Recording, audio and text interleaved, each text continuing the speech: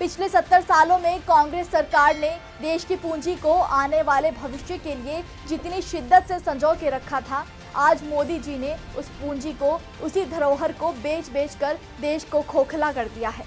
मोदी जी की इस रफ्तार को देखकर तो ऐसा लगता है कि मोदी जी पूरे देश को एक दिन प्राइवेटाइजेशन का गुलाम बना देंगे।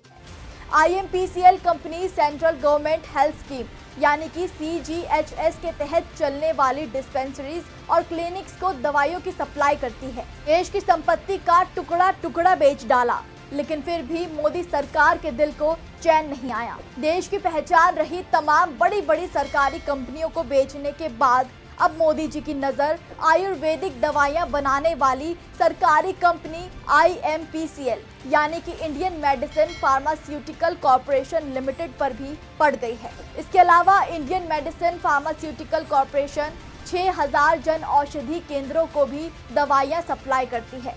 ये कंपनी आयुष मंत्रालय के तहत काम करती है।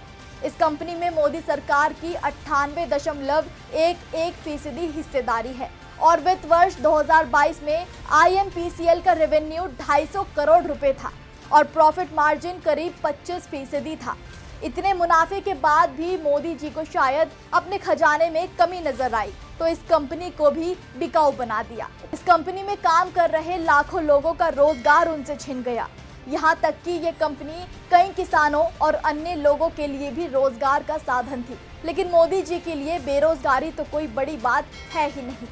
इससे पहले भी मोदी जी ने BEML, IDBI बैंक, SCI, कोल इंडिया जैसी बड़ी बड़ी देश की सरकारी कंपनियों को बेचकर अपनी जेब भरने का काम किया था। इतना ही नहीं, देश के 25 हवाई अड्डे, 400 railway station, 26,700 kilometre national highway, कोयले की बड़ी बड़ी खान की 160 परियोजनाएं, 210 लाख मीट्रिक टन क्षमता गोदाम भी मोदी जी बेचकर देश की संपत्तियों का नामो निशान खत्म कर दिया। मोदी जी ने अब इस सरकारी कंपनी को भी अपने पूंजीपति मित्रों को बेचकर अपना और अपने मित्रों का खजाना भरने की तैयारी कर ली है।